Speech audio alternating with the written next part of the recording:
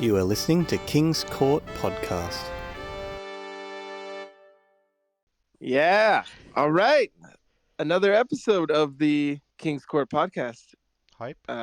We have me, the King, Brandon, and we have in the other corner, Aksu. You make it sound like we're opponents here, but this is like a collaborative podcast where nobody is villainizing each other.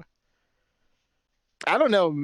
Like we did a pre-podcast that's like, an exclusive, and we did the first podcast, and in both of them, you threatened to fight me or that we were going to fight. So I think we're definitely, there's some adversarial things going on here, and also we have a special guest, great friend, pleasure of mine to have on the podcast, and I'm sure you guys will love him.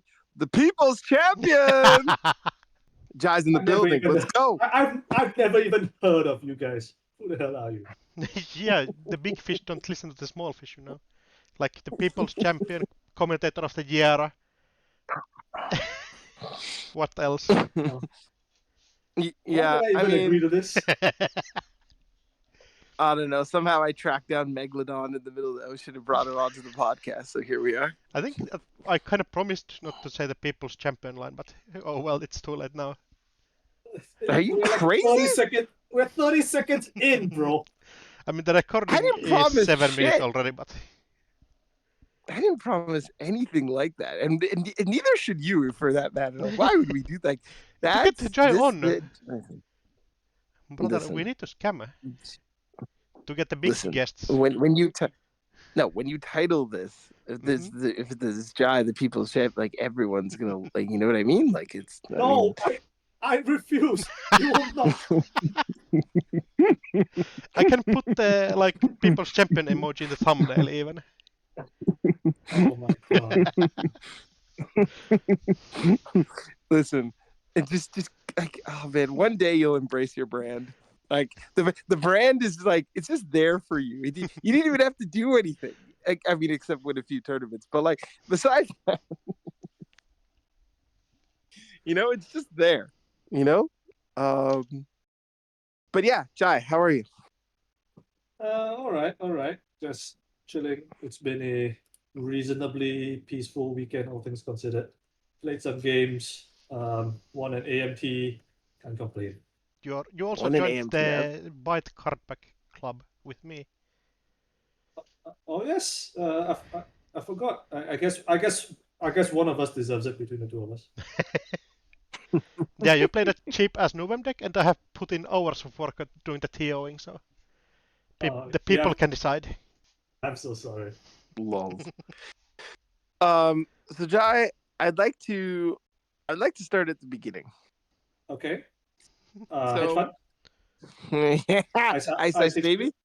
Yeah. Very good, Ice Baby. When you were younger, did you play a lot of board games, card games? How did that lead into Netrunner? Huh. Oh, we're going that early. That's pretty early. So I started playing Netrunner at the original FFG core set. That was in 2012. I just, if I remember correctly, I just finished middle school. No, I just finished high school, if I remember correctly. But anyway, that probably dates me. And I got into it because I think it was like one of the first of like that generation of FFG's LCGs.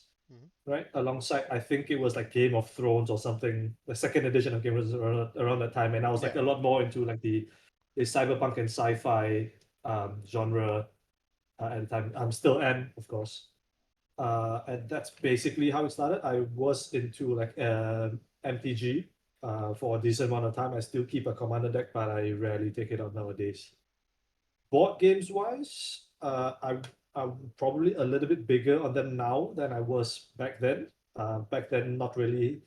Still a student, didn't really have like the disposable income to go drop like $70 or whatever it is, like on whatever board game expansion of the month is there is. But yeah, I play when I can. I just played a game of Dune Imperium at my local board game meetup this afternoon. In fact, came in second. It was very close, I guess. At least how it got started. Right. For people who don't know, where are you from? Where do you reside? Well, that's a very good question. I live in Singapore, which is a little red dot on the east side of the world in APAC.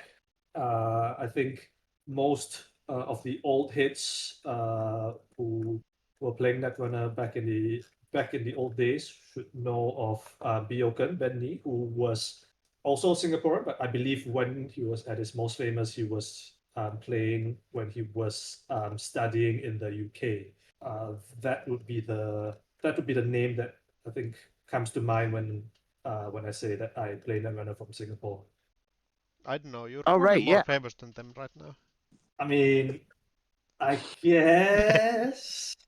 No. If Jai would actually do more content, then he'd be famous. Like I think Bendy still hasn't beaten the content area. Yeah, He got No of zoomer beer knows who content. Bioken is. I mean, I did like a bunch of streams in 2024. I want to say like I think mostly for like some of the unofficial tournaments and stuff like that. And more recently, I did like some like a YouTube text review series for elevation cards. I am like thinking about doing some more like content. But I'm like still thinking about like how what that's gonna look like in terms of how I'm like what kind of content that people maybe are looking for, and how that's differentiated from like many of like the other excellent content creators that are out there currently. You know, of course, Metropole Grid, and Neon Static, etc., etc. Well, maybe I've been like thinking about doing like replay reviews and stuff. We'll see if there's interest, I guess. yeah, I do have questions on this, but I want to get to those a little bit later. I do want to go back to being in Singapore. Okay, you started playing Netrunner. It's 2012, 2013, all that stuff. How long? Like what was the meta like at that time in Singapore?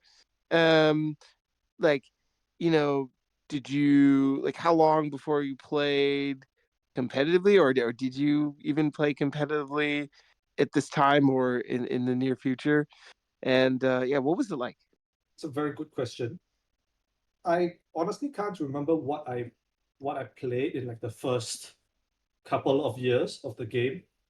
I do remember that I didn't play Andromeda all that much, which is why playing like all the off meta month events in December last year. Yeah, while drinking Andy. I was playing like Andy all the time. I was like, holy shit, this is so cracked. How did I only discover this in year of your Lord 2024? But yeah, I what I do know is that like most of like my tournament results from that era of the game, I want to say 2015, 2016, were on NBN and Anak. It was almost always some kind of like red Anak. I know there was like the Dumble Fox style that was very popular during that period with Faust and Ice Destruction, that kind of thing.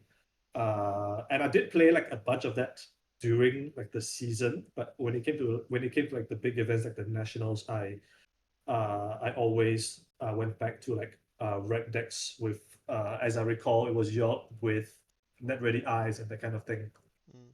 And like corp side, it was more often than not like butcher shop style. I played Harpsichord, I played Sync, I played a little bit of CTM, that kind of stuff.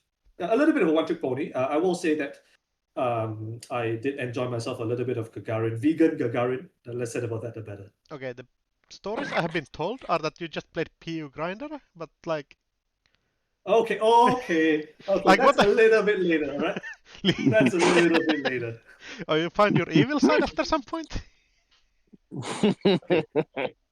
Look, university changes people, right? Enter university, start playing potatoes only.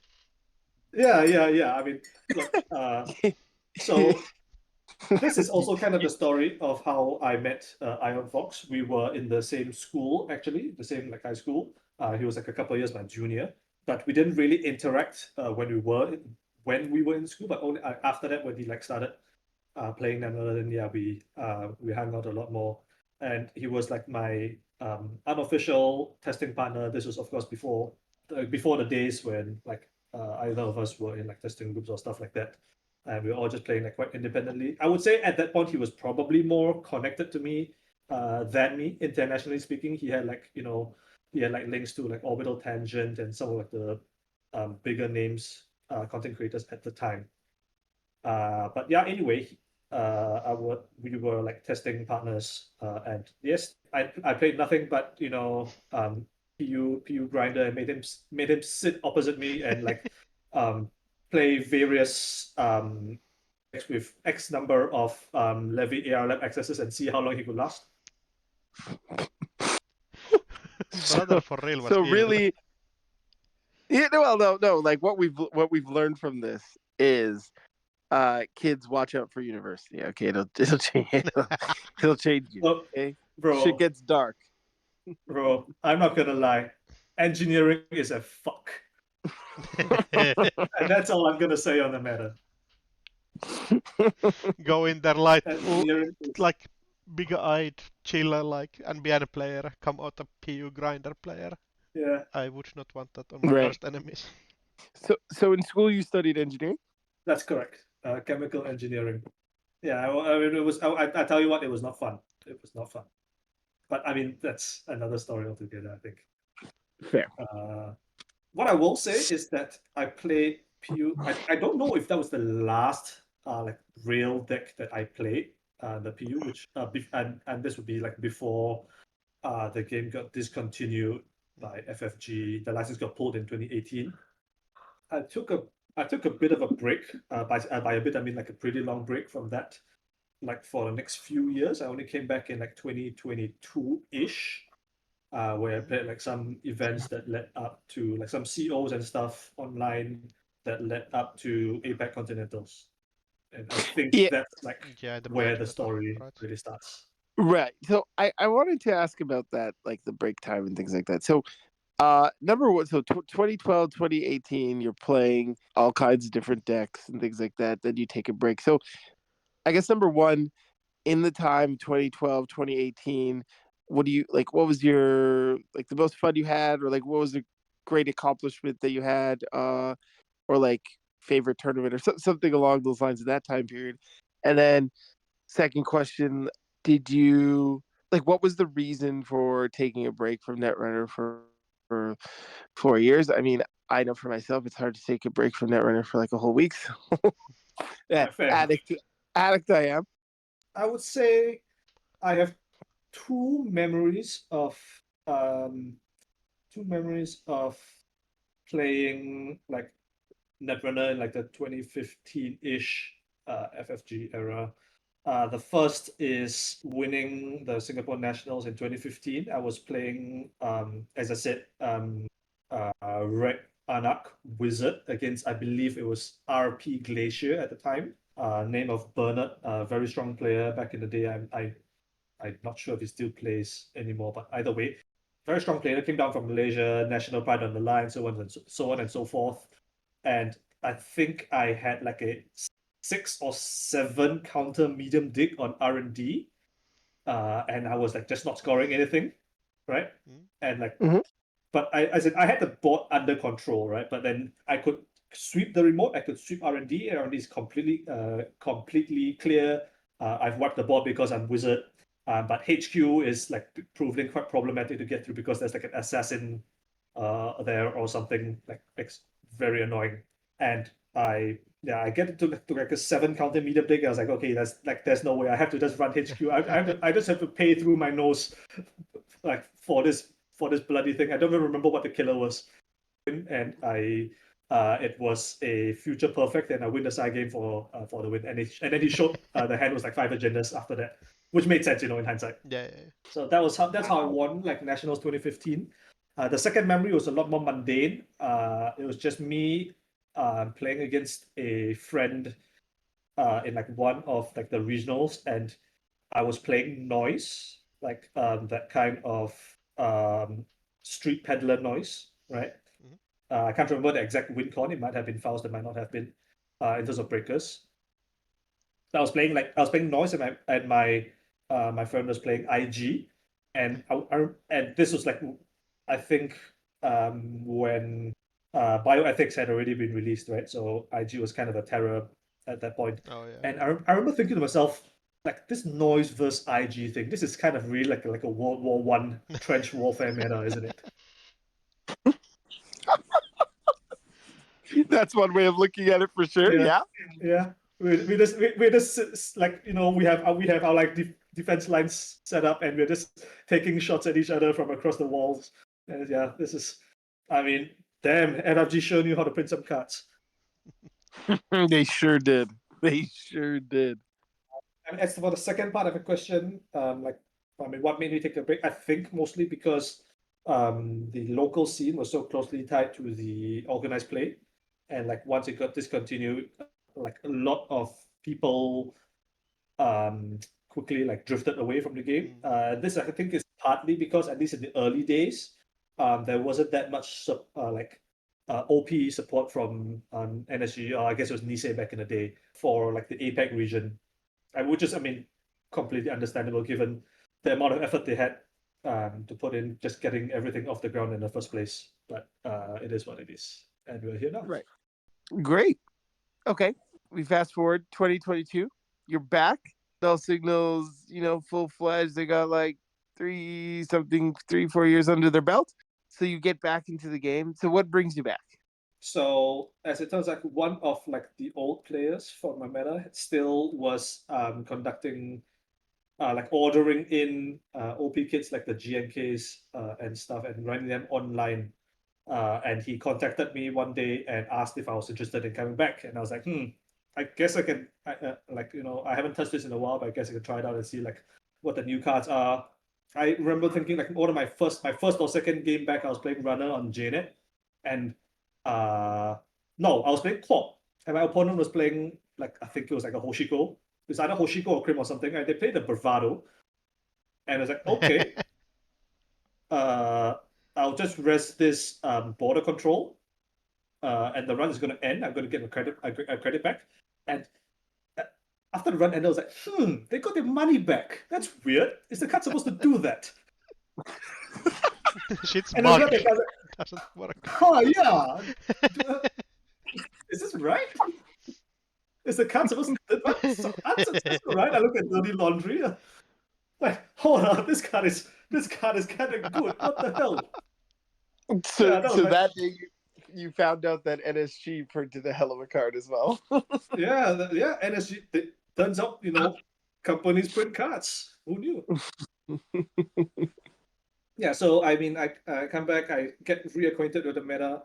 I remember like my tournament results was, I played like a couple of random COs before, and then of course the big breakout, as has been documented already, like in my write-ups, etc., was at the Continentals itself. 2022 APAC still wasn't so big. I know it was about like 40-ish players about there for the online one. I remember I swept my first 2 rounds. This was, of course, double-sided Swiss back in the day.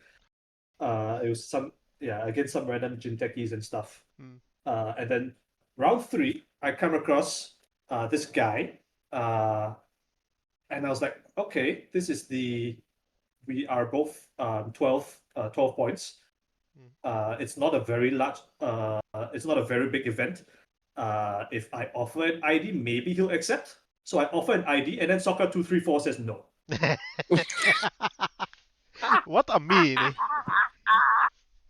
Yeah. Oh, that guy. Yeah, that guy. And then you surely beat his ass, right? Well, game one, I was playing Patchwork Hoshiko with like Boomerang and stuff, right? I get completely creamed by Drago R+. Like it was like, the hell is this shit? Game 2, I pulled out my Asmari. Wait. Before we go to round 2, can you give us because you got crushed by Drago R+, but what really happened?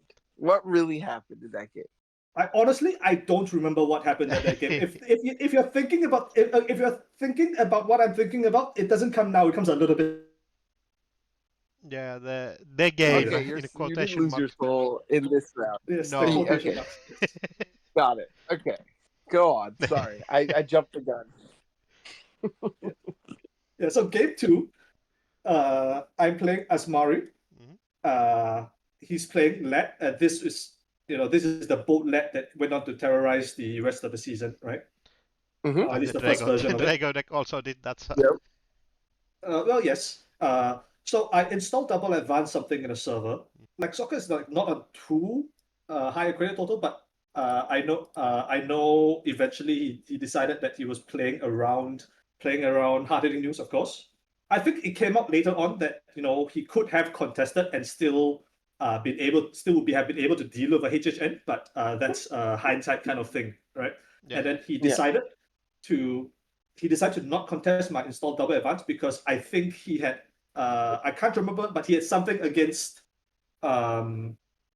if he didn't know what it was, of course, it might have been a Drago, but I think he had a way to deal with like a boom threat. Mm. It was serious boom. So he just didn't run, right? He just took money, installed Rezekis, and did some shit. And then I go Seamus launch, advance, Neurospike Asmari, Neurospike Re-Education.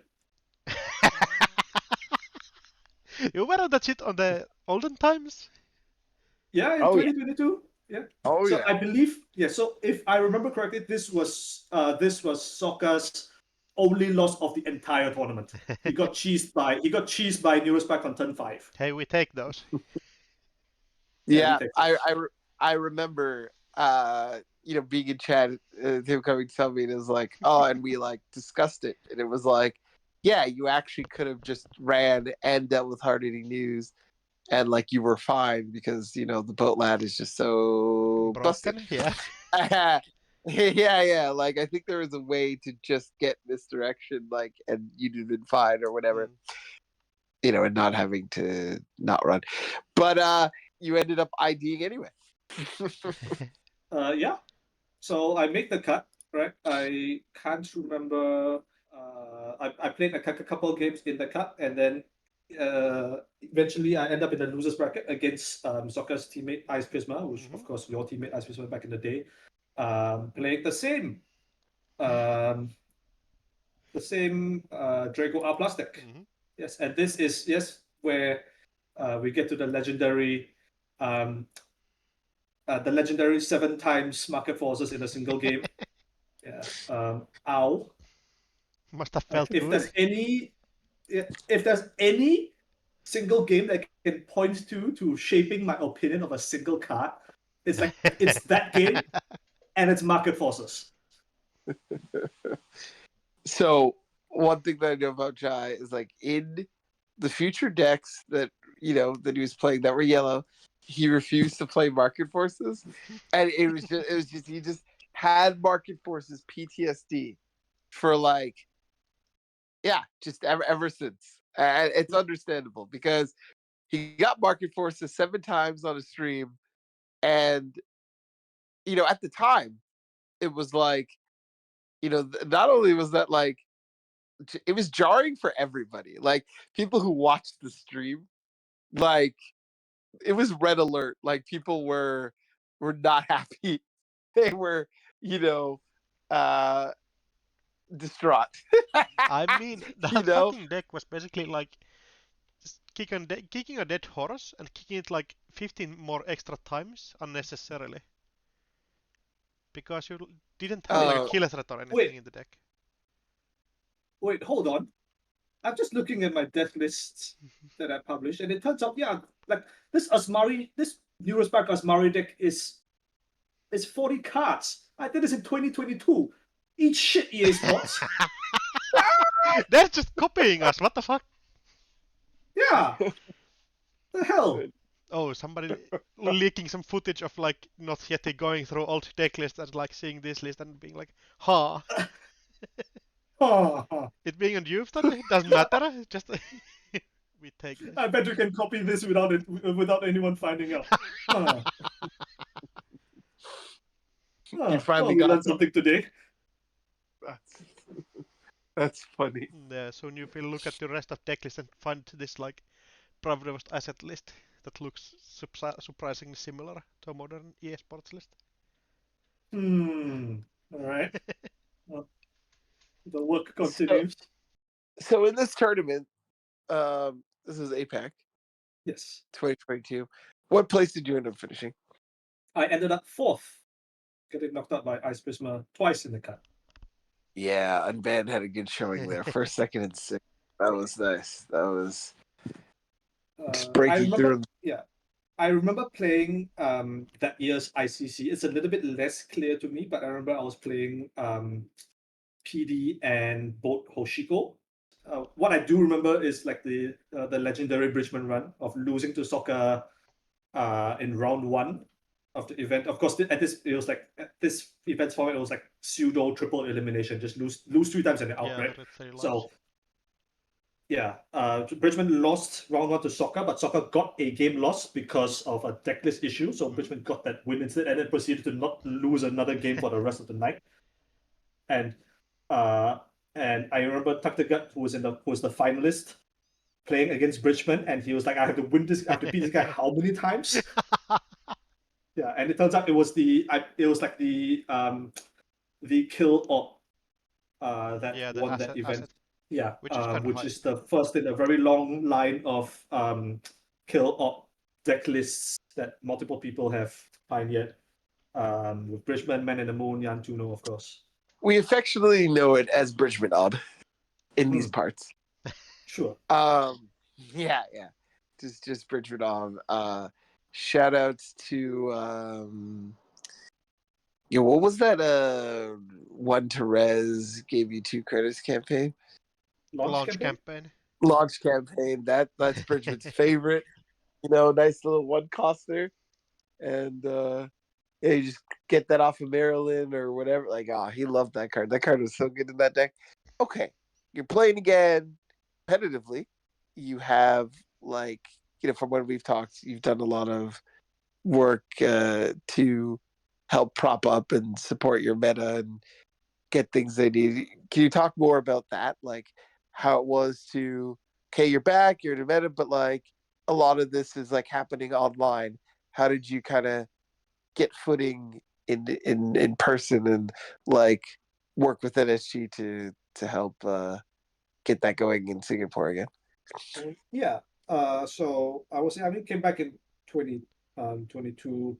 I took a micro break like during the Worlds period, which is a bit of a shame because it was COVID. That was like the last online Worlds. I missed that.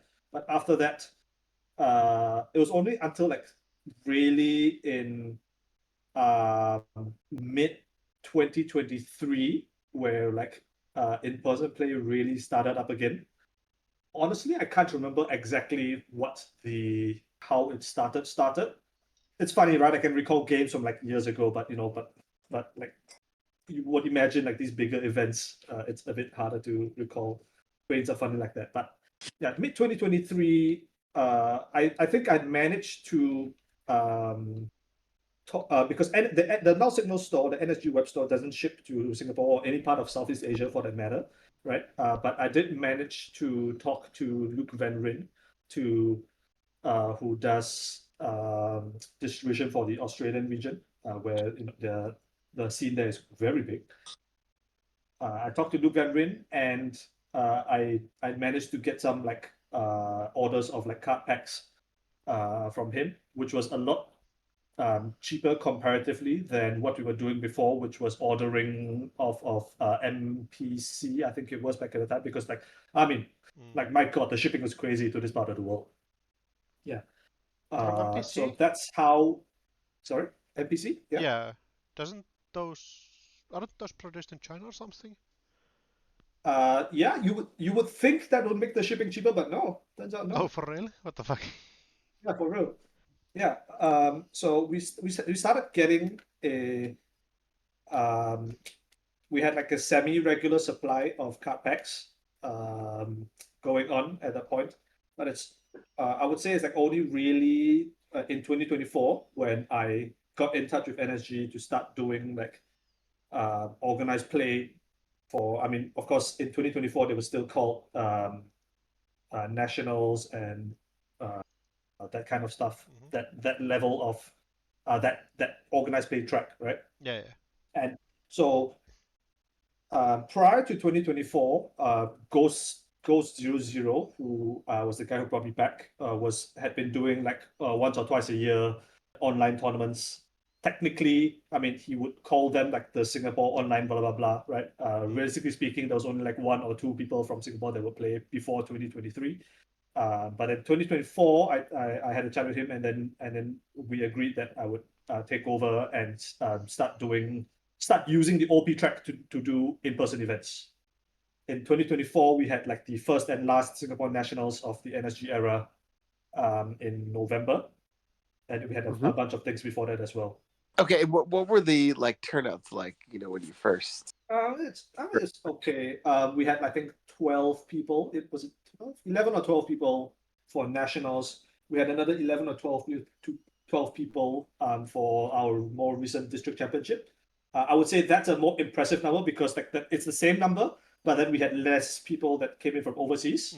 I think I'm very thankful for like all the people who flew in to support our nets from Australia, from Philippines. Shout out to Prof. Wacko, and from wherever the hell the Arit flies in from. I have no bloody idea. I mean, it feels like every time I meet the Arit, I just learn a little bit more about this guy's backstory, and my God, this guy's an RPG character, I swear. Man is the most evil man in Jakarta, as some people might know him. That's a podcast episode by itself. Like, holy shit. Somebody needs to go to like APAC countries to track him down to get on the podcast. Yeah, I mean, I hear he's somewhere out and about in some part of the world that's not necessarily Southeast Asia at this point. But I have no doubt that I'll meet him again, possibly at Sydney Continentals this year. Right. So in this time, you know, you're getting the meta going in Singapore, you know, in person stuff.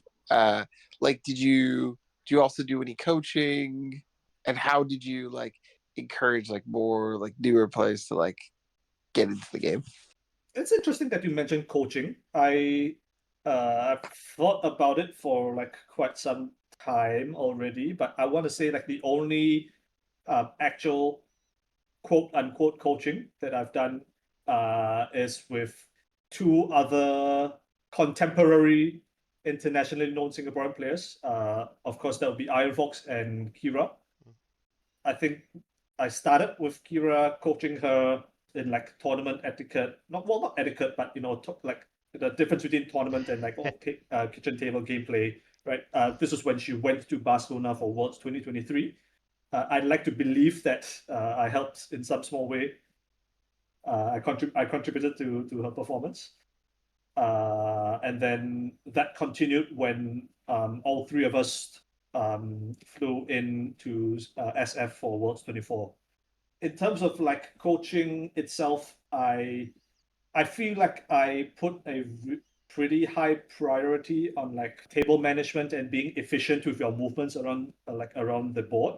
I wouldn't say that I am like possibly the neatest person when it comes to like my own board maintenance, but I think it's important to have a system and develop a system for like keeping track of your own cards and your board state and sticking to it. I think that's a big skill that is not necessarily mentioned enough when netrunner coaching is involved, or coaching of card games in general, I suppose. I mean, yeah, most coaching is done online, so you probably missed that part a lot. That's totally fair. Like, just avoiding game losses is probably a lot of does a lot of work in tournaments and stuff. Yeah, I expect that you would know a lot about game losses, right, Aksu?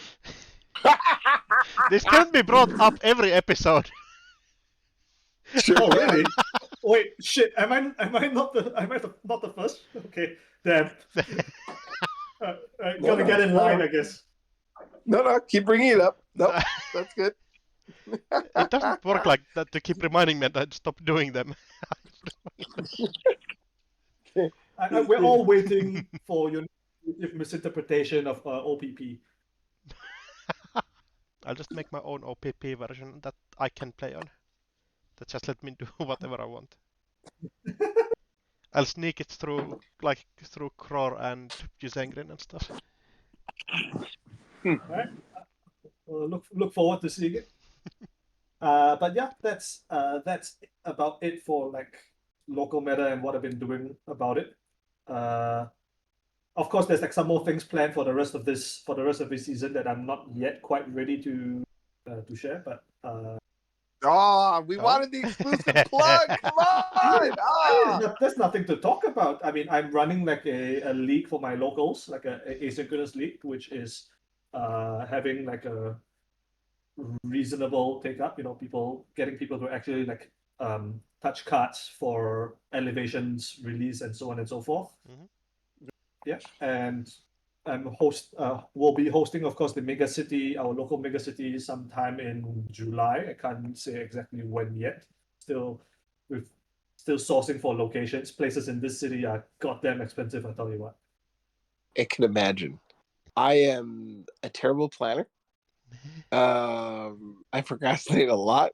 So, like, all this work that goes into these, like, I'm so grateful that the work is done, but also just that, like, knowing that this is not my cup of tea. All the people like yourself, Jai, who do this work, organize and that sort of thing, very grateful. It's amazing. Don't know how you do all the stuff, but you do it, and yeah, it's great. I just wanted to shine a spotlight on all that stuff because, like, Netrunner doesn't just happen. There's a lot of things that go into it. Yeah. Before you get to the table and put your mat and your tokens down and all that stuff. So, but yeah, people's champion at the cards, but also behind the scenes. Behind the scenes, exactly. Yeah. Yeah. So the people's tournament. We're here now. We're here now. 2025.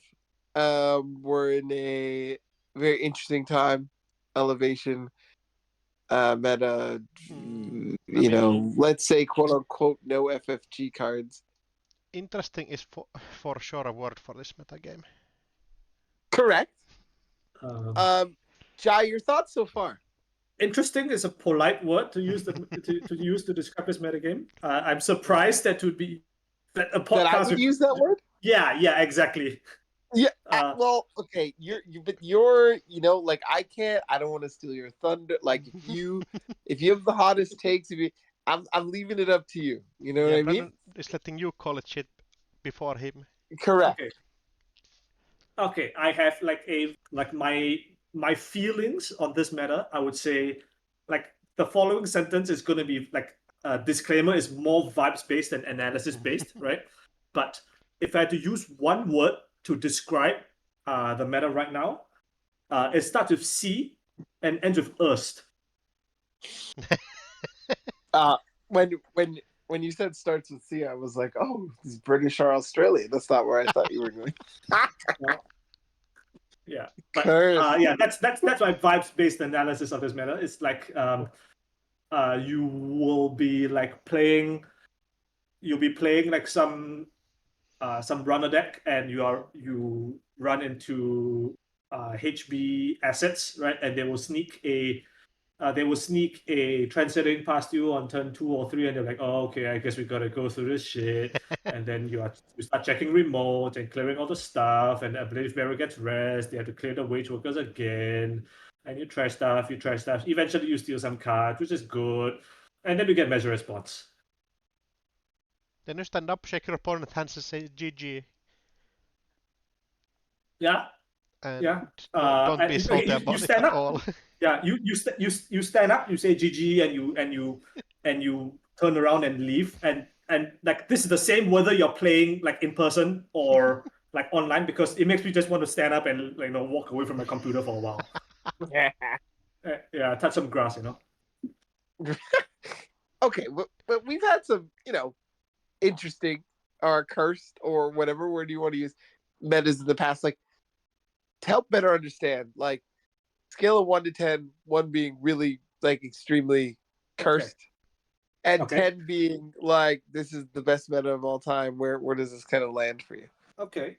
So let me just put it on a scale. Let's say 10. Maybe not best meta of all time. Because when you say best meta of all time, I'm reminded of Man in the Moon's Intercontinental's 23 winning deck list. The was it the outfit? I can't remember if it was outfit and Hoshiko or something like that, right? I thought wasn't it like asset ob? I don't think he won with asset off. Really? What did he? I think it was asset ob. Santa was playing the dog shit outfit deck. Oh yes, yeah, correct. Santa was playing the outfit. Yeah, I thought it was. But the runner deck was called best meta of all time. Yeah. It was the Hoshiko deck. Yeah. I don't think it. I don't know if it was the best meta of all time, but I think in the section of the of the NSG meta that I've been playing in, it was probably the best. So let's call that a 10, right? And then similarly, I don't think this was the worst meta of all time, but definitely like the nanocivic healing World Revo boat, Drago. yeah. Yeah, World Tree Wu Bolt, Drago meta, like in the immediately after Parhelion meta was like the 1. All right. So let's call that the 1 and let's call that the 10. And I would say the meta is like still developing, and I will have thoughts on that in a little bit. The meta is still developing, but currently I would say it's like about a 3.5, I want to say. I was going to say 3, yeah, sounds fair. Okay. I would say it's maybe it was like 3 for me last week, but then I started playing this hella dope Novum deck that's giving me a little bit more confidence. Who knows? Yeah, then I'm sure some snare bears will come along. Some snare bears will come along to dunk on it in like a week or two's time. But until then, I'm vibing, as they say. Yeah, the Novum is kind of cool. Like you actually get to score agendas, which is a rarity nowadays. Yeah, scoring's cringe. You heard it here first, and second and third. I think my thoughts on the meta. It's interesting. I'm trying not to cloud my ideas of the meta. Like, I mean, this is part of it. Like, how much fun I have playing a deck has, definitely a part to play. Yeah. I think how powerful the cards I get to play, like how much they do, has a part to play in that as well. And also like the ways in which I have like how I win games, right? I think I would say so far this meta is not as bad. I think like it's interesting because I feel like there's a lot of things that I can point to that make me feel like, oh, this is not. I wish things were better, right? But I think there are decks that I like to play. How many of those are on corp side? Actually, I play a lot of corp. I play a lot of corp, and I actually feel like the runner side is kind of boring. And maybe that's because, like, for a while in Elevation to start, it was like, we have to find what's good. We have to solve certain problems and like kind of go from there. And that's kind of been fun to poke and prod and see what works under like, because there's points where it was like, ooh, this doesn't seem like we're gonna get there, But like, there's corp decks that emerge that are like fun to play. That like, hey, you can kind of get there, at times. Like, is it's the meta's still developing. I think like vibes wise, stats wise, it showed that like things are runner favored, things like that. But like, I've definitely enjoyed playing like the corp decks that I've been playing. Like I've enjoyed playing them. And I would say like runner's side, it's like okay, it's still like Hosh, it's still like Seb, it's still deep dive Sable. Like nothing like Magdalene is just like deep dive lat, but like just newer. better, yeah. You know what I mean? Like yeah, like it hasn't really, it's not really much different. Mm-hmm. And so it's kind of like pick which one you like for the tournament you're going to and have a nice day, you know? Yeah, I mean, the corp is I think where like the interest has actually been. I think that I've definitely been in metas where it's like More cursed. yeah. I think there's definitely been metas where it's more cursed. Like here, there's like the IDs, like the new IDs that have come out. Like I really like them. I think they have like a lot of promise going forward. I think, you know, with more like better, more cards like kind of spread around, like going forward, you know, when we get just an influx of newer cards and stuff like that, like those IDs should be able to carry. Like they're pretty good, right? yeah, everything except Wayland and Nuvem is not supposed. Like, Nuvem is not as good ID for a like starting set, right? Not I mean, not you could Nuvem, win. the Nebula. Like that shit is kind of cringe. That fast advance I is think like legal for all the time. Remoteless that's fast a advance. complex question. Yeah, that's a complex question to answer. I think generally I'd agree. So I think if people are saying, if people ask the question like, what IDs do you think are the most or the least appropriate for an non-rotating and an evergreen set, right? I think if I said Nebula and Alcohol, a lot of people probably wouldn't disagree. But I think the reason for that is it's like for these two. The reason for these two are different, right? Nebula, as you say, is because like, do Shit's we want cringe, a yeah. flagship strategy to be Do we want a flagship strategy to be revoteless fast advance? If the answer is no, then Nebula probably shouldn't be Yeah, straight into the garbage. a Like, non-rotating ID. who the fuck wants that? Yeah. For real? Yeah. And then, So uh-huh. I think I disagree. Yeah, Brandon, I tell think I him. disagree with that. Really? Yeah, because like You want to play like against I these think nebulas that don't do anything, just as centrals, and like coin flipper ass, like, haha, did you access correct amount of centrals this turn, this game? so number one, I think we've all come to like that deck like isn't that good. So people will It's play it, okay. and it's cringe as hell. And it's like you give it two good eyes. Okay, NBN getting good eyes is like a stretch, but like walking in here. But like it gets two good eyes, and then you like do the same bullshit like for years in the future, and people will like have to play against it, and it will be traded casual So special. no. So I think that like when I look at it, like I think there's like a few lenses to look at this as, right? I think for us being, you know, competitive players or very close to the competitive scene, where however you want to look at it, that's what it's going to look like, because that's immediately what we're like, oh, we could just do this thing, right? Yeah. But like I think as a like core set person, like opening it up, I don't think that's like what they're going to jump to. I think an advanced player is going to jump to that and maybe try that first. But like I don't think that's where most people will start. And I think that's fine. I think having it an ID that is, it's simple, it you can follow along, it it gives you an extra advantage, right? Like there's it feels good playing the Nebula to like and play Corp. It feels nice. Um, and also I think that, you know, there is a tinge of like fast advance and stuff like in the idea, and that's good. Like I think, you know, as one of the core things you should probably learn about, you know, fast advance is one of those things. So like I think Yeah, it's that's why you good. have Uh the nano management in the pool. yeah, but you also learn to, you know, how do Abuse petty you learn cash, about yeah. influence and you use petty cash, how do you No, like petty you cash know, is good as like an idea, but it giving a clickback is so cursed for so many decks. Like Plutus is so cursed how it interacts with it, and like Nebula is so like it's. I don't think it's like oppressive or too good. I just think it's like complete bullshit.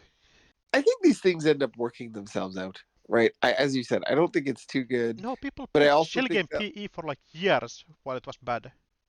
yeah, like like the people who are going to play what they're going to play are going to play what they're going to play. Yeah, Like but we it's shouldn't not, give you're not them really weapons. Like you don't give terrorists weapons just because you get extra money from it. Whoa, okay. um,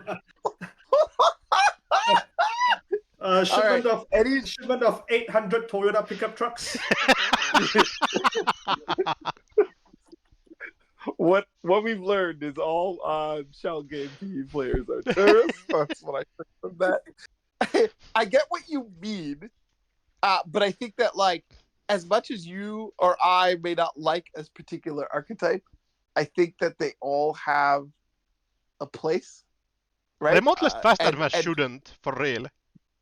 like remoteless fast advance is like I don't think, I'm gonna go on a limb and say like NSG didn't be like, hey, you can play this ID and it's gonna be remoteless fast advance. I don't think like What the fuck else just is like Nibble supposed just to like be? no just like right. And I know this from testing is like Drago wasn't supposed to be I'm gonna market forces you 7 times. It was like, hey, I double advance this card and now it's threatening. Do you know what I mean? Like we're threatening a Yeah. kill. That's like, until Bridgman or Sokka got their hands on it, and it went real south really quickly, right? Like there is unintended consequences that sometimes you cannot Yes. really look at or like test for.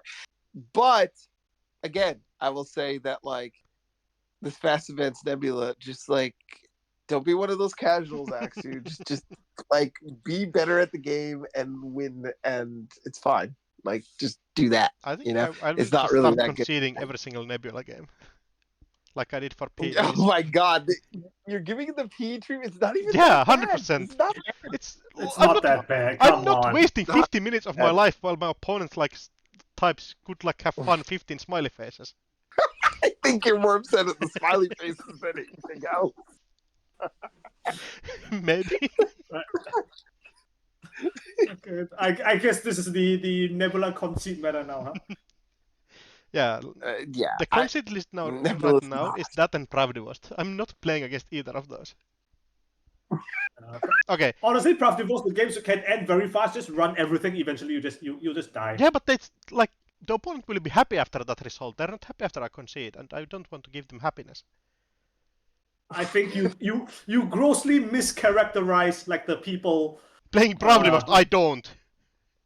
No. That's the point. You imagine you queue into Not Yeti and it's Pravdivost, right? And you just insta concede out. Imagine you just Okay. him leaning back in his chair, putting his hands back, and like hey, I got another tiebreaker. You gotta give him that pleasure, huh? Right? You gotta fight the power, bro. Rise up, dog.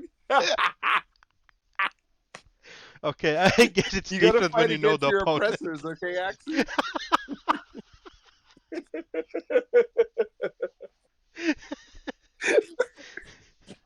Yeah. Well, yeah. So I think I think the meta.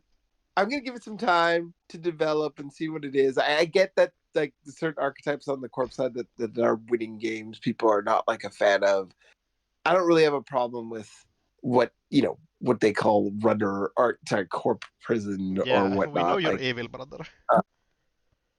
It's not even about playing.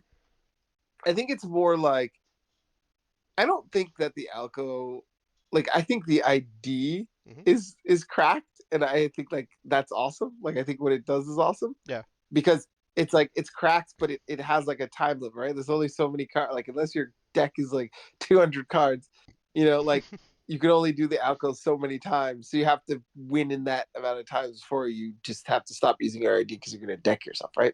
Yeah. But like the advantage it gives you early is like it's really nice. But you also have to work to get that advantage. Like you have to have stuff happen, right? So I think it's really good. But like I don't know. P was just always worse to me. Like it was just always more Yeah, I annoying. mean, Auko is, I think, really cool and fun. Like, I don't mind at all. No, but I know there's like a lot of people who are like, oh fuck, like this is terrible, da da da. I think. I mean, those same people were like, oh, it's near a sub, cancel this game, please. That's kind of true. Kind of. Okay. Opponent raises Amani Senai, it's over, time to hit the concede button. Okay, what I will say, I think if you want to compare Alco to any ID from Netrunner past, Netrunner history, it will be CTM, right? Yeah. Alco is just CTM, but damage instead of tags, right? If you want it's to like CTM but completely different. Exactly, it's CTM, but not. But the point is, right? This is a deck that is gonna put assets on the table, right? And maybe it's protecting them with ice, maybe it isn't. But the point is, it's going to use its factions like signature mechanic to generate either like generate tempo for itself or generate negative tempo for you. And I think it does lead to very interesting board states, especially when both players know the matchup and know what they're doing. But I think just as easily, both IDs can lead to some like non-games, right? Because like even when both players know what they're doing, sometimes they just get blown. Or sometimes they just have the eco warfare hard-hitting news, right? Sometimes they rest the FUD and you hit a sting randomly, and the game's like just randomly randomly over because you access the wrong thing at the wrong time. Yeah, that kind of stuff. And I think that's where like a lot of the grievances stem from, where you can just randomly lose. And of course, if you're like a less experienced player who is not less familiar with like particular matchups, it's entirely possible that there shouldn't be such a big skill floor requirement in order to even start playing the matchup. And I suspect that as the alco builds get refined, that's closer and closer to where we will end up, to where if you play against Alco, you need to know like exactly what the game plan is, and you can't ever wing it against Alco because you are just going to get creamed. It's same as like CTM back in the day, right? You run turn one, kaboom, HHN game's over turn one. Yeah, personally, yeah, we're going to end up at the same point. Is what I'm saying. I think personally, I hope you're right. Like, I hope that's where we get to. That doesn't sound like you believe that we will get there. I don't know. I think things are still developing. I think just as just as the community is very good at finding solutions to how to win corp games, they're just as good as 2 weeks later saying you can't play this deck because we've found the way to stop you from doing what you're trying to do, right? Like there's this back and forth, right?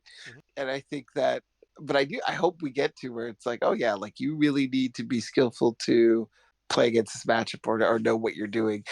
Just because I feel like there's been a couple of metas in the past where I'm just like, oh, this is not skillful. And I'm like, I'm not losing to a person because they skillfully played this matchup. I'm losing to them because like their cards are just outright better than mine. And there's not very many consequences for them like misplaying. And I think Alco brings that back where it's like, oh, you misplay, you're dead. That's good. You have one tag against NBN right now, you could just die. That's good. I like that. I really like that. You have to be sharp, think about your clicks, think about your plays, and be on top of it more than just like running around with your head cut off and then I deep dive and I win. So I think that's I mean, really nice. You say that you played Dive Sable at NPC. I did, and people hear about that in the first podcast, but it was hard. Hard in the sense of I played against Prothmost, I played against Ladderwart Architecture like Ob. I played against Bandgun twice, right? So it wasn't just like ultimately we got there, right? And I don't like deep dive, right? But what I will say is like the players that I played and like how they did, like they made it very difficult, and I had to play the game. Like I had to think about things, not only this click that click, but like turns in advance. It wasn't as simple as just running around and deep diving. We had to map it all out. They had some either tech or like pressure they were putting on me, and that was nice. Now again, ultimately we did get there, but it was nice to like I didn't feel as soulless playing the deck as I normally would because it was tough. They were tough games. Because All your right. opponents played asset kill decks and not scoring decks. No, like they're like I mean, I man, I sometimes, as they say, to be good you have to be lucky. And I remember against the Asadom, I just ended up stealing all the slash and burns. Yeah. Like just by chance. But like if I don't steal the slash and burns and they're just around, like there's definitely times where I could have like potentially died. Like it was no joke. Like Yeah, because controlling the the board. opponents were playing asset kill decks, like which I think Deep Dive Sample is probably pretty bad into because they do a lot of chip damage and you lose all of your deep dives from hand. But like try playing a scoring deck into their list and it's way more hard. I guess I'm not sure about how the Nuvem does into their. Yeah, this is why like I get what you're saying. Like, a deck that doesn't have a way of dealing with deep dive, you're just gonna run over. And I mean Yeah. that's like why I don't really like it. But I think these decks existing that can do some stuff are good to have around. It's nice to have to like for the corp to put pressure and you figure out how you're going to deal with that pressure and also still win the game, stop what they're trying to do, and like there's consequences if you do it wrong. Yeah. Right? I like that. Yeah. That's exciting. So Jai, you mentioned okay, you're at like a 3.5. Um, going forward from here, you know, how does that number get higher for you? Like what needs to happen? Um, Uh, and do you think it gets higher? Are you a real elevation meta doomer? I don't know if I would call myself like a doomer capital D. So I think my take right now is that okay, let me answer your question with a question. Do you think the meta right now has stabilized or is stabilizing? Yes. No. Really? Right. So Yeah. Aksu, why yes? Because I don't see what decks people would bring that beat the decks people are currently figuring out and like enhancing. I just don't see it happening. I mean, I don't think I would agree with that. Like, I mean, for example, I have been playing this Nuvem, right? I just played this Nuvem at the AMT and won the AMT, right? And I mean, yes, you can say that people were playing it at the Italian megacity, but like strictly speaking, this kind of like focused game plan is not something like the game plan of like seamless launch and off the books, rinse and repeat, right? It's not something we've seen before, and I think there is still innovations to be made in that regard, and maybe some like even some stuff from some IDs that people haven't come up with before. Like for example, people have been playing touch ups, right, as a kill card. But what if we see touch ups? It is what, right? It doesn't advance. Like maybe Wenjong wins the next Mega City. Who Yeah, it's a knows? discount seamless Like launch. yeah, I mean, yeah, this like exactly this kind of the kind of stuff that I'm like talking about, right? Like things can still happen, right? And my take is that the meta is still developing, it has not settled yet, and I think my take is that it will not settle for a while, right? And the other thing I have to say that's related to this is that, like back when all this, quote unquote, corp doomering started, right, is when a week plus ago, when people just all started playing kill decks, right, and people was starting to say, actually, you know what, HP has no kill options outside of like some random Thule nonsense. maybe it's like the worst cop right now. Let's play everything else that can play measured response reasonably or end of the line reasonably.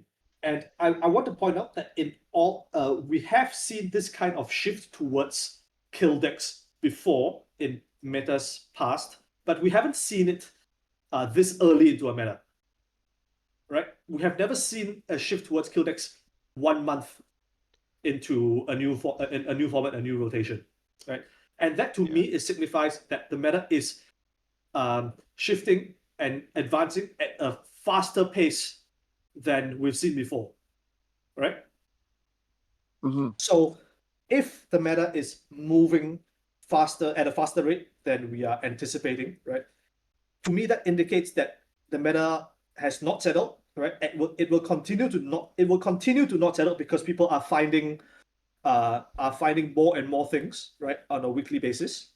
And the eventual point that I'm getting at is that I do not think we will see a settled meta in time for, let's say, right, the next phase of the organized play season, which I guess at this point would be continentals. I do not foresee us being in a settled meta by the time by the time that SBT would need to make the decision on what cards to ban or unban for continentals, which is why I think overall I feel that SBT should not be afraid of making radical ban list changes in order if they for example find a solution, see a solution to fix the problems that they think the meta has, because I don't think waiting for the meta to settle before making a decision is going to be practical given the speed at which it's shifting.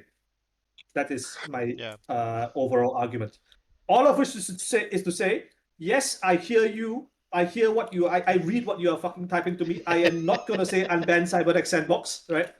Hey, come on, bro. That's a sound clip that I can use. Don't worry. I just use it outside of context. Unban Cyberdeck thanks you finally.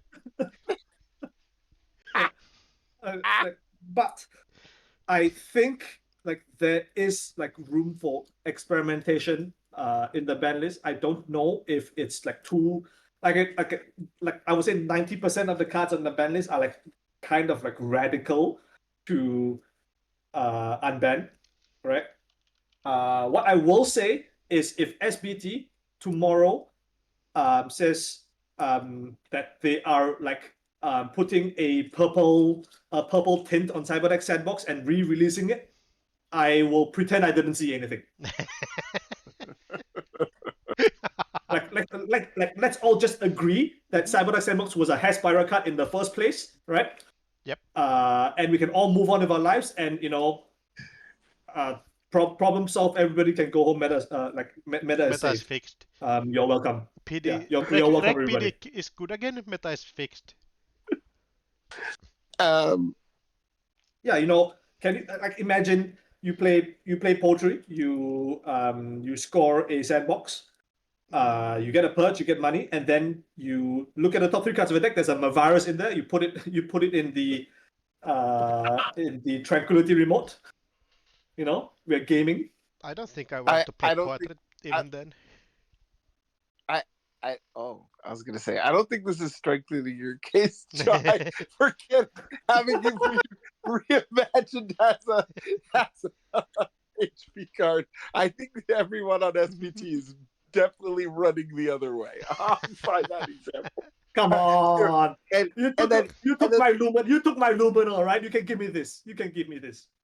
I don't think they're giving you Sandbox 3 Virus 3 Fly Swatter. I don't think Okay. New plan, right? Mm-hmm. Since we're in Theorycraft land. Sandbox 3/2, 1 per deck. Right? If you can't give me that Lumen, give me this. No. I'm legit hater mode on all 1 limit 1 per deck agendas. All those shits are so cringe. Losing because my opponent has fucking locked into the 1 above the law and they shoot my twinning out of underneath my legs is so sucky ass. I'm not going to disagree, but would you rather them have 3 above the law in their deck? For real, yes. No, sure. Legit, yes. That's the good non-hypocritical answer. I like that. Oh, shut, bro. No, I limit love one per agendas like are legit garbage ass. I don't like them at all. Like for real, I would like 3 above the laws more than that. And then the game can be balanced around that, or the card can be banned out. Right. Yeah. Yeah, I'm with that. All right, Makes- that's principle. I can't hate you for that. Right. Yeah, I think that's pretty standard. I think also to add on to the topic of meta shifting and not being settled yet, things like that. Yeah, I think we haven't had too many mega cities yet. There's going to be a lot coming up, and there's going to be a continental season. I think that like what I've learned is people have to win Netrunner games. They have to find a way to win Netrunner games, and they're going to work hard. They're going to find a way to do that. And so you're going to see a lot of things. And I've heard people who have ideas, like whether these ideas come to fruition is another thing, right? Like, well, they get from inside a brain to cards to deck to winning games is a long path. But like things that I've heard, I'm like, oh, this actually seems interesting. Oh, this seems like something maybe to put into place, like to try to make, that sort of thing to try. I think people are still in the trying phase. I mean, there's still things there's things that that work, but I think people are still experimenting, figuring out. But what I will say is, I think like I don't know what we're ever gonna do about this. I don't think we ever can do anything about this. But like, I think one of my biggest issues is just like control shaper just still being. We can keep banning shaper cards until the faction literally doesn't work anymore. I would be down for that. Are you saying Are you saying this is a deep dive problem? I think deep dive is a problem. Deep dive is like if ice is not going to be good, like deep dive is like a card that is like a problem all to itself. But when I talk about control shaper, I just mean like Mundane. I don't need to like run. Like that. No, like well, I mean, well, not Mundane. I mean, just I think Max in general. It's an install runner ID, right? Yeah, but like that has been veteran for like years, right? Where Shaper just camps up and does nothing. I think it's more just like when a deck camps out and does nothing. Okay, Corp, what are you kind of doing to make it so that they can't really do that comfortably? But if like the Shaper deck has all the anti-kill tech, all the tag tech, and then can just be like, oh, I have this card that lets me just see 8 cards on the top of your deck, and then like with an extra click, like pluck any agendas I see. Like when they can just ignore you for the most part, like that's the part where I'm like, no, like how is that not like Control Haley from last like some metas? I mean, it is. Yeah. Kind of. It is. And that's what I mean. Like those were a problem, but at least you had ways in which you have to find in this meta is ways to fork your opponent so that and like force them to interact with you. That's like this was a thing where it was like everyone hated Drago, everyone hated Keeling. I was not as upset with those cards. Like I didn't want our win conditions to be those cards. I would like it to be like not that. But at the time I was like, look, if the opponent has to come get this, at least we have a chance. Whereas like if there's nothing like that, they just can sit on Rozeki for however long, and like the longer it goes, the worse it gets for you, right? So it's just like now this is Magdalene is not playing anything near Rozeki or anything like that. But it's more just like getting more cards that kind of like force interactions so that these just installed runner decks can't like just like I just think they're just playing solitaire, and I just don't like I think Netrunner you just shouldn't play solitaire. Yeah, I mean, I completely agree, right? You know what I'm doing when these max decks are like installing their DZMZs and their fermenters and all that crap. I am scoring Basalt Spires on turn 3. Correct. Yeah, and that's what I mean. I think that people are now finding ways of like how they are going to put those kind of decks in a poor position. Yeah. And I think that's like one of the things that your deck has to do. Because I think one thing that I found about like Control Shaper is that like it's a powerful deck in powerful hands. And so usually what's going to happen is that you're probably going to play this powerful deck in like the hands of someone who you're, playing at top tables. And so you have to have outs, right? Or you have to force them into situations they don't like. And I think people are going to, are going to be working on that. How do we do that? How do we get around, just how like can we play this deck if your opponent has triple stone chip, like things like that, right? If do I play more Mav because like most of their money is going to come from Enter, like things like that. Like I think there is lots of stuff to be determined that hasn't yet, and I don't know if it's going to be good. I don't know if it's going to be like I don't know where we're going to end up at the end of August, for example, but like or beginning of September. But I'm curious. I'm intrigued. I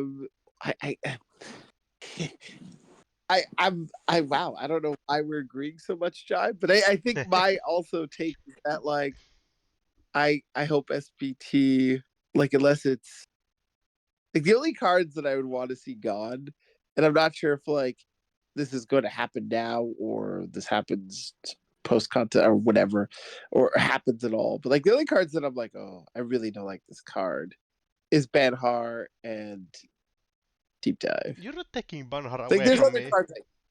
Like you take Sorry? you're not taking Banhar out from me. First you take Cleaver and Moshing and Daily Cast, and now this. It's not cool. I mean, yeah. Yeah. I'm sorry you can't like play your impressive reg deck. So sorry. But I think like I just don't like those cards like on their own. I don't like those cards, regardless of any meta. Like I just Skill issue. those can go. Those can go die.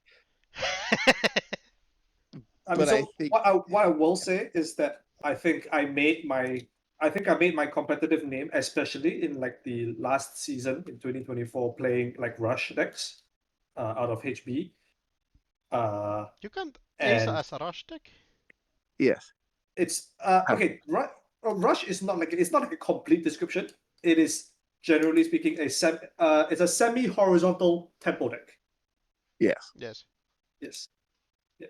But like definitions aside, right? The point I'm trying to make is that all my opinions are colored by the type of netrunner which I like to play. In this case, on the corp side, and that would be like very fast and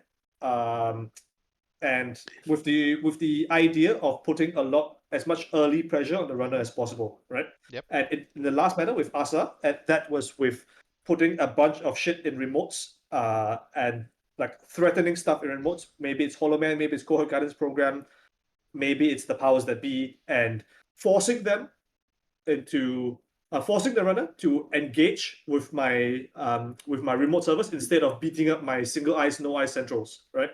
And because the implicit challenge here is that you cannot win off centrals faster than I can win off remotes because I have better card draw than you, I have better resource generation than you, I score faster than you, and so on and so forth, right? Mm-hmm. And the thing is that is not possible this rotation, right? Yep. HB just can't do that. It's not fast enough. It lost too many cards. Mm-hmm. It lost Asa, it lost Gatekeeper, it lost Ikawa Project, and so on. Yeah, So, the agenda suites are kind of dire. Yeah. So what is a rush player to do, right? So we've talked already about like every deck pivoting to kill, right? We talked about every deck pivoting to kill, which is why I'm playing this Nuvum deck now. I play 3 measure response, and that is the sum total of all the kill I have in the deck, and that's because I am also playing Basalt Spire. I can reload the gun more times than you can survive it, right? Mm-hmm. And At least that is the implicit threat anyway, which is not always true, but it is true enough of the time where the runner has to respect, right?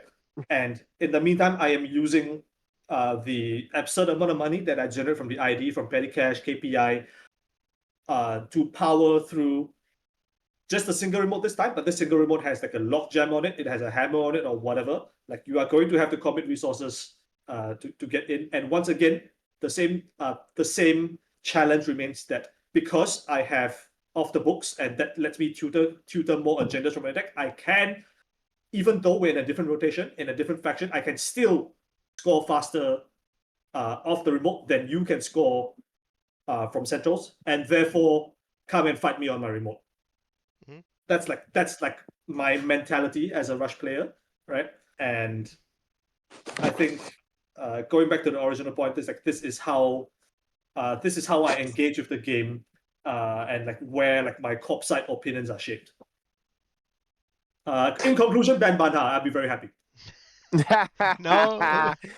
I think that also like speaks to different players having different styles, and so like and what they're comfortable with, and so if there is like a style that you're comfortable with and that also like answers these threats and things like that, like you play that and you play up to your strengths, and yeah, you can win a lot of games and do pretty well doing that, I think.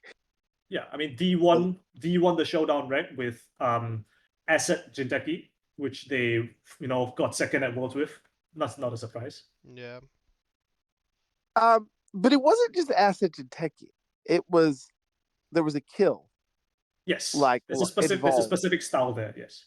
Yeah, there's a specific style of like, okay, I do this, and you're going to be in trouble. But if you don't stop this, you're also going to be in trouble. And I think like that is the fork that you're doing, and you're trying to establish that as early as possible. I think that's where the kill kind of has to come into it. We always just used to say, hey, can we find a deck with secondary win cons? If we're playing and like we could score out, sure. But like what happens if that gets stopped? Okay, we could do this to either kill them or whatnot. You know what I mean? And or someone's good at stopping the kill, maybe they're not as good at stopping us from just windmilling agendas or whatever that is. Like decks with multiple ways to win is very very important. It always has been, but I think especially now it's very important. And I think specifically this is important. It's especially important in like particular metas where the side that you're developing this playstyle for is the weaker side, because it's an opportunity for you to display your particular brand of mastery, I would say. Like if it's a comp meta, you can just play whatever comp you want and you'll be fine, right? But if it's a runner meta, that's when being a good specialist comp player with a defined style that you're very good at starts to make the difference. Absolutely. So coming up, like, how many tournaments are you looking to play in? Like, where can people get the to People's Champions get your fans, signatures and yeah, and where can they see you play? Where can they watch you on stream? yeah, get selfies and that stuff, sort of thing. Okay, look, like if you want me to autograph like the B1001s, you just have to fucking say it, okay? Right? Just bring the Sharpie or whatever. I'm fine. No, I'm getting But yes. collaborationals. The real card you should have From picked where? for your...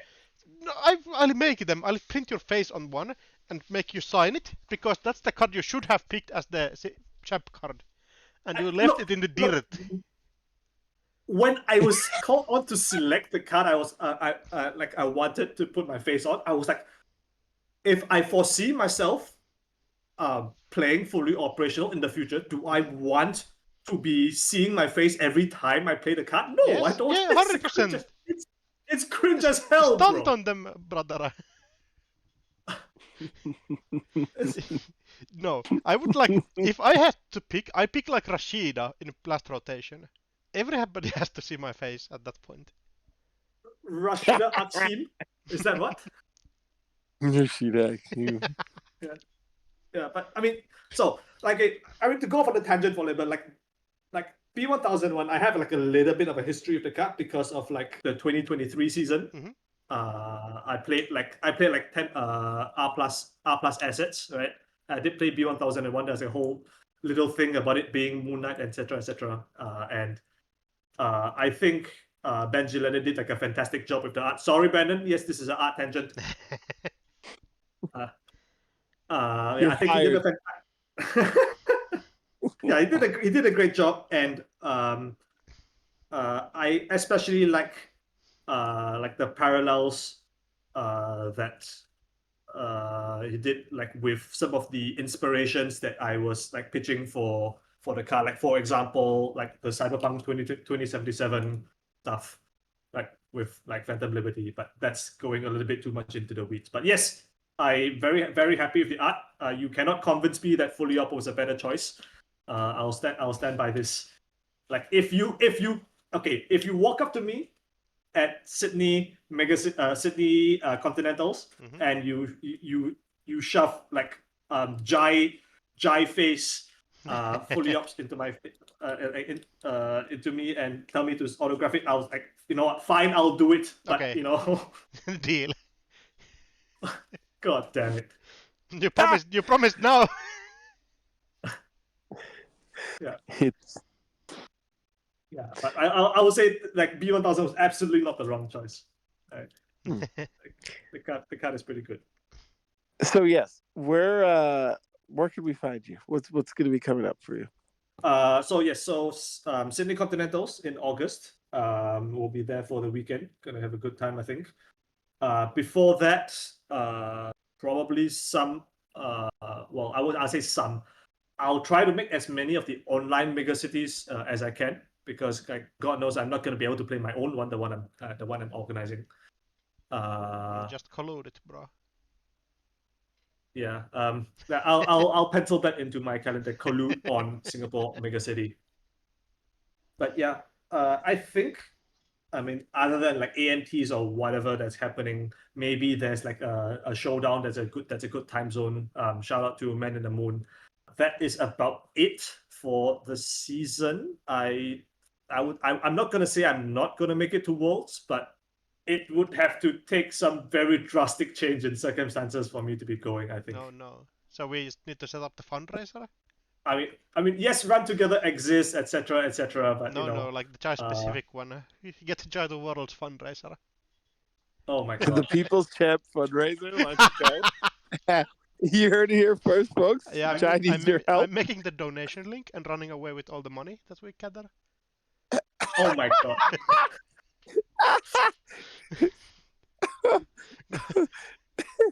This matches what you think of certain regions, Aksu. What the fuck? Yeah, as we wind this down, is there anything that you, Jai, wanted to say to the people, wanted to plug, or topic we didn't hit, or anything like that? Shout out to everybody that's been playing Netrunner through this elevation season, especially those that have come back from however long hiatus, or maybe they was wanted for all the FFG cards to rotate out, and so on and so forth. It's good to have you, or it's good to have you back, whatever. Like, I mean, yes, we spent like maybe the last 45 minutes dooming about the meta, or however long we took, but I do have hope that it can get better. I don't know when SBT is going to make a decision. If they're going to make a decision, I hope they do something. I don't know what it is, and I hope that Piggy Bank. I think at least Piggy Bank is the name of the next the code name of the next set. I hope Piggy Bank comes in sooner rather than later. And I've enjoyed like interacting with everybody through like the scoop season, and doing engaging the community and doing all the reviews and other content. Yeah, game is still fun. I still like, despite like my misgivings and whatever, I still hop on JNet for like a bunch of games a day, and I am very excited to see what other players where other players go with the meta now that I've made my own contributions to it. Quick aside, because I think this is one thing we haven't touched. Talk about your, because you're obviously we're all in a testing group called Tiebreakers. How did you get into a testing group? What made you decide to get into a testing group? So Events surrounding that. It's a little bit of a funny story. So it started right before APEC Continentals or Continental season in general, 2023, where an individual by the name of Augustus Caesar like reached out to myself and as well as I assume a bunch of other people saying, yo, like I saw your name on like some of the AMTs that you've been grinding in the past few months. Are you interested in doing something, doing some like more directed testing for the upcoming Continental season? And this was of course the season that dropped right after the TAI automated initiative set dropped. And it was like APEC was like the week after set drop, so there was very little time to prep. So it made a lot of sense to join forces to see what we could come up with. So I said yes, okay. So I think the formation of the group that would eventually become to be known as Tiebreakers, the name will make sense in this context, of course. The original four people was myself, Augustus, Alex, Heaven of Fun, and Prof. Wacko. So the four of us in the Discord server equivalent of like a bare room with like two chairs and a TV. You know how it is, right? Mm-hmm. We were in there. We brainstormed a bunch of stuff over a couple of days. Eventually, we came up with the Bladderwort R Plus, which I played to second place. That was the corp deck. For the runner deck for that season, as you recall, I workshopped the Hermes Tau deck with you, Brandon. And Yep. we were supposed to play that on the day itself, but you were sick or something. I can't remember. Yeah. Ended up playing it by myself. Did very well. Inspired an archetype that still survives until today, which is kind of nice, even though I don't play it anymore. But yeah, so it kind of went quiet after that. We weren't called Tiebreakers back then, but I think the interest revived a little bit more during the run up to Worlds, which I didn't attend that year. And it brought in people like Aksu, Baram Wu, and a bunch of other people from the event. And that was like, I think, officially the start of the group that was the start of the group as we know it today, Tiebreakers. That's how it started officially. And of course, like in the first quarter of the year after was when we shamelessly poach like a bunch of people from the disintegrating unbanned, including yourself, Armin Firecracker, Sebastian K, and Jad, and so on. Yeah, and I think those are like the major events that led to the lineup that we have today. I guess the moral of the story is that, testing group doesn't have to be something that starts officially. It can just be something as simple as reaching out to someone and saying, yo, you want to, I have an idea for a deck, or, there's a tournament that's coming up and I don't have anybody to practice with. It's as simple as that. That's how it starts, right? And do you feel like, or I should ask, do you feel like the testing group has helped you? And I guess if so, like how?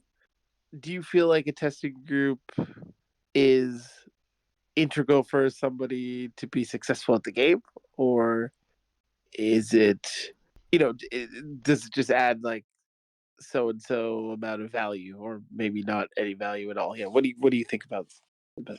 So I think the testing group, that's how a testing group always starts, right? With people looking with a shared purpose of like doing well at a particular event, or just cooperating and practicing together and getting better together, right? But that's definitely not where it has to end, right? I mean, as much as the practice helps and getting better at the game helps, right? It's so much more than that, right? It's about the connections that you form with the people that you have shared experiences with. Like even if you haven't actually met any of them in person. Like I know, like I met basically all of Tiebreakers that aren't from APAC, or all the members of Tiebreakers that aren't from APAC that I have met before, I met at Worlds last year. That's after the group had been in existence for more than a year, unofficially before that, right? And I don't regret, I don't regret like having had to wait that long to meet everyone. I think I've had great times with everybody, even just on a pure online experience, right? And I think like I would say like the only downside of a testing group I can think of off the top of my head is that like there's always this random bozo in like the comments of every deck thread asking why this isn't just better in as Red Coach.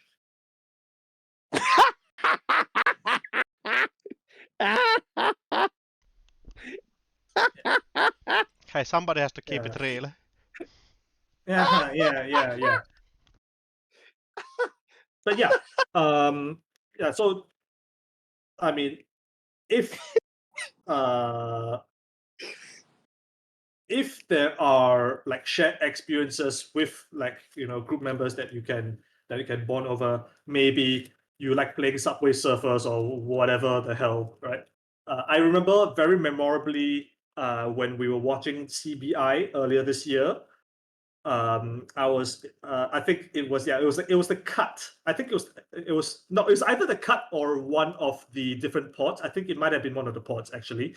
It was like fairly late at night. I was sitting in a McDonald's on the group call when people were watching, and I think in between rounds, I just booted up Balatro on my phone and started streaming, and a bunch of people started watching and giving advice. Shout out to Code Lava specifically. I don't know how he got so good at the game. Bloody hell. Yeah, if you can find stuff like outside Netrunner, right, to chat about and like connect over, that's all the better. And I keep on saying, Aksu, we have to do like Slay the Spy on stream one of these days. I think it's super fun to play that game co-op. Yeah, for sure. It's probably my last question, but how was your? Because it seemed like you went to Worlds. That was your first Worlds in person. Yeah. How was your experience at Worlds, and like something you recommend? Traveling to events or traveling to Worlds for people who don't know what that's like. I think it's bloody amazing, right? And I think the point of Worlds is not to go there to do well, even though I did do extremely well. I can't hide behind that. The point of Worlds is not to meet the people in your testing group. The point of Worlds is to just go and meet people, like in general, people that you have come across or interacted maybe on a very superficial level, even in the community. And I think I would give my example in two parts, and like because how I would describe it is how the trip got bookended, I should say. The first leg of my trip was to Seattle, where I was meeting up with Charlie and Abraham, Santa and Man in the Moon. And I think my first memory of like actually meeting anyone in the Netrunner space was like taking the Seattle the subway up to the closest stop to the residence, which is still quite a distance, right? And and then I didn't have any phone connection, right? Phone reception.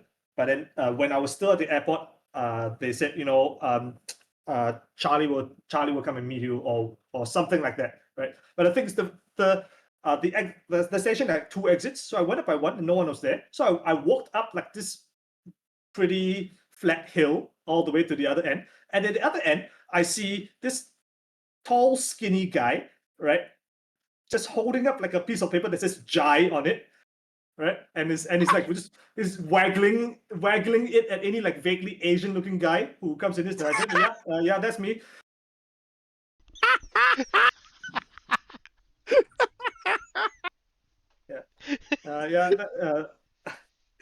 And it's so funny, right? Because it's like, oh my god, you're Charlie. Hi, I lost to you. I lost to you last year at Continentals, blah blah blah, and so on. And then I put he leads me to the car, right? I put my luggage in the back of the car. He slams the car boot closed, and the thing slams back open. And that's not supposed to do that. And it turns out the car boot just straight up can't close. There was like a problem with the lock or something, and we just drove like the 2 kilometers or so back to their place with like an open car boot. And it was like, yeah, and it'll be like it'll be fine, right? And yeah, that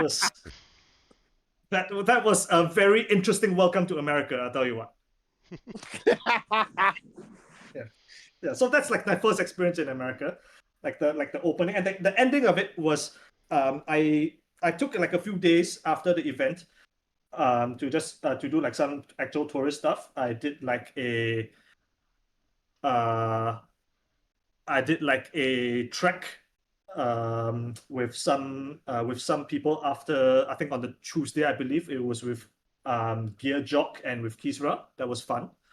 And then on the Thursday, sorry, on the Wednesday, I went for a bike tour of San Francisco with Atien from the Italian Meta.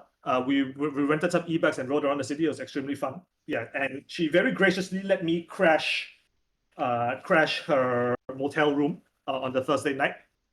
It was like the second of 2 days I spent like couch surfing the city. The first was with the QTM Airbnb on their last day.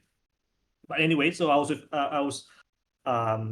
with Atien, and on my last night, I barely got any sleep because I'm gonna be real. It was a really shitty motel room. But the view was like really, really good for how shitty of a motel room it is, like the window view. So I basically just sat at the window for like a bunch of hours until morning came, and then I slept a bunch on the plane.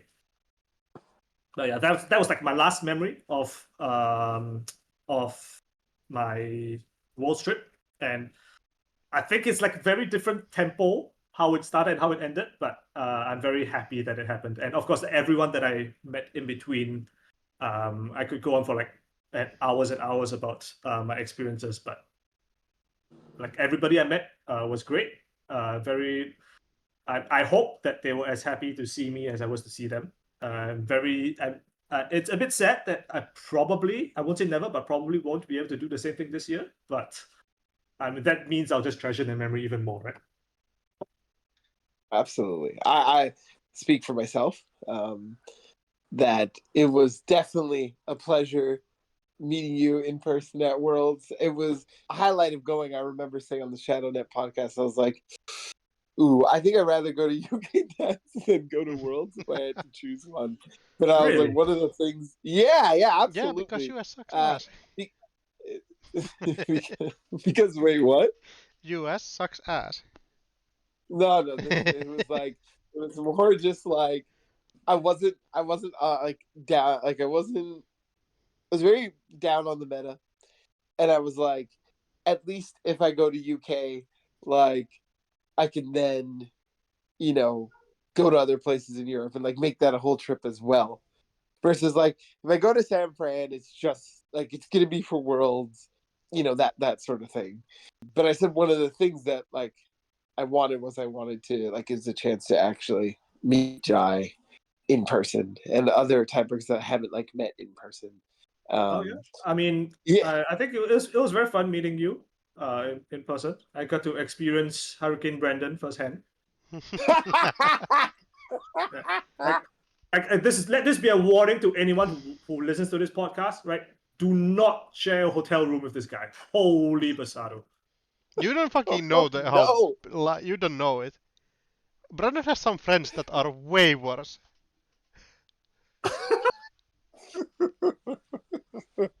Like during the fucking EU trip last like 2 months ago, I said like I can tank the king easy, but the other person was way worse. So I to add some information to this. I'm not a monster, okay? Just for everyone to know, what they're talking about is my snoring, okay? That's Exactly. And I had a friend that came on a recent trip that we did to Europe, and they don't play Netrunner at all. But yeah, they're one of my like friends from way back, and yeah, they they snore a lot louder than I do, and Axie went to stay in a room with both of us, and Axie was like, yeah, like I can tank the the king damage, pretty fine. But my other friend, it was just like it was overpowering. But we're talking like freight train. Something like that, yeah. The sounds that came out were just like, oh my god! Like when they picked up at full crescendo, like man, Peter H is like, wow.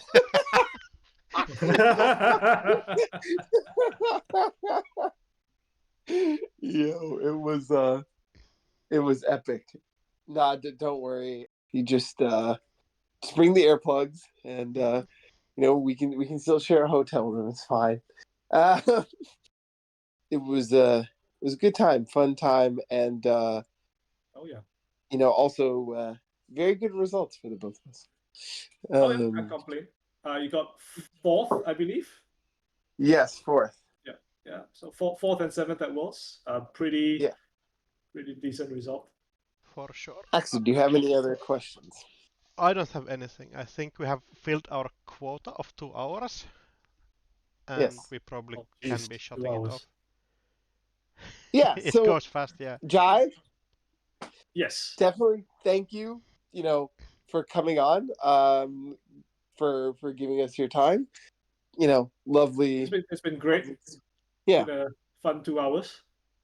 Shooting the shit with the lads. Right. Yeah, and before we go, anything you want to plug, get out to the people before we head out of here? Nothing too specific. I mean, like I said at the very start, I am thinking about doing like some more stuff on my YouTube channel, like some content creation, maybe involving replay reviews on some kind of that. Maybe I'll like put up a poll and see like how much interest people have in it exactly. And what is the channel? You can just find it at youtube.com/@gyroscopic. At least I think that's what it is. It's God, I don't that, actually yeah. know how embarrassing is that. Yeah. Very good. Yeah, so stay tuned for that. Hopefully, maybe. Other than that, just my normal exit. Stay hydrated. Always be running. Very good. Everyone, please like, comment, subscribe, all that good stuff, and we outie. We outie. Bye bye.